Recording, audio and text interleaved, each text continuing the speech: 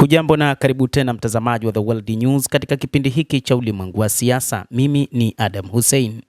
Iran inasema itashinda katika vita dhidi ya Marekani na Israel. Iran inajipa moyo kwamba lazima ishinde vita hivi ambavyo vimeunganisha mataifa mawili washirika, Israel pamoja na Marekani.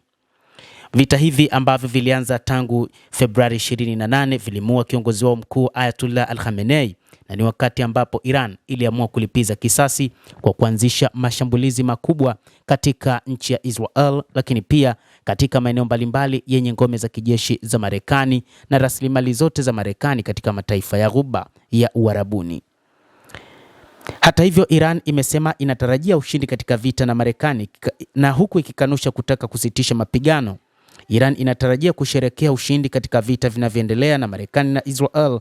Waziri wa mambo ya nje wa nchi hiyo alisema, akikanusha ripoti kuhusu kutaka kusitishwa kwa mapigano na Washington.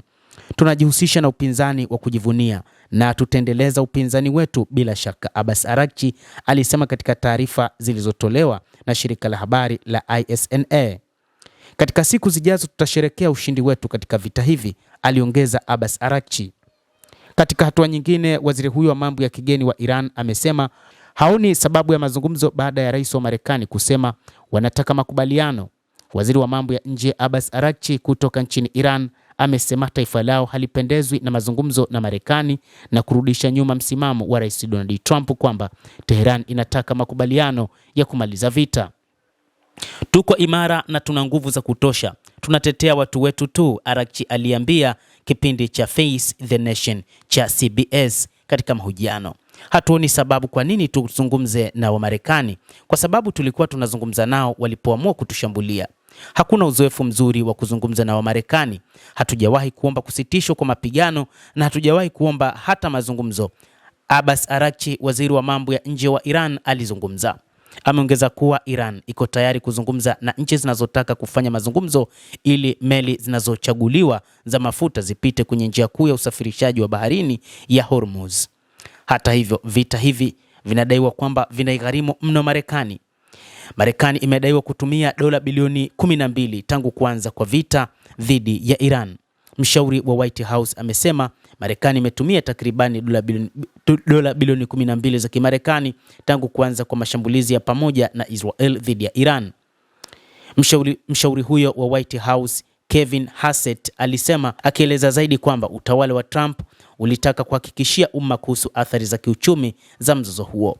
Bilioni 12 ndizo zilizojumuishwa zimetumika hadi sasa, Hassett aliambia CBS News, akifafanua kwamba sio gharama ya kampeni ya wiki 6. Aliongeza kuwa utawala haukutarajia kuhitaji ufadhili wa ziada wa bunge, akisema hifadhi za silaha zilizopo zinatosha kuendelea na shughuli hiyo.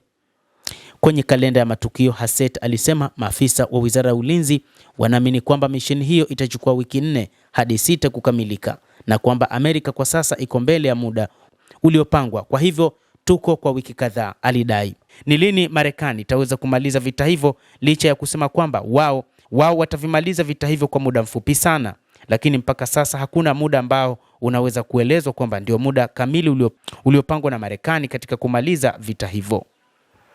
Kwa upande wa Israel, wao wanasema kuimaliza vita dhidi ya Iran huenda kukachukua muda kidogo wa wiki 3 hadi 4 zijazo, lakini bado hakuna uhakika wa wakati huo kwamba wataweza kuvimaliza vita hivyo kutokana na adui wanayepigana naye na silaha alizokuwa nazo.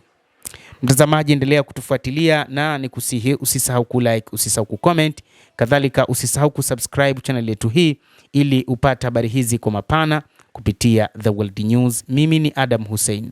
Endelea kuwa nasi wakati wote, endelea kutufuatilia uyajue mengi yanayojiri katika ulimwengu hapa The World News.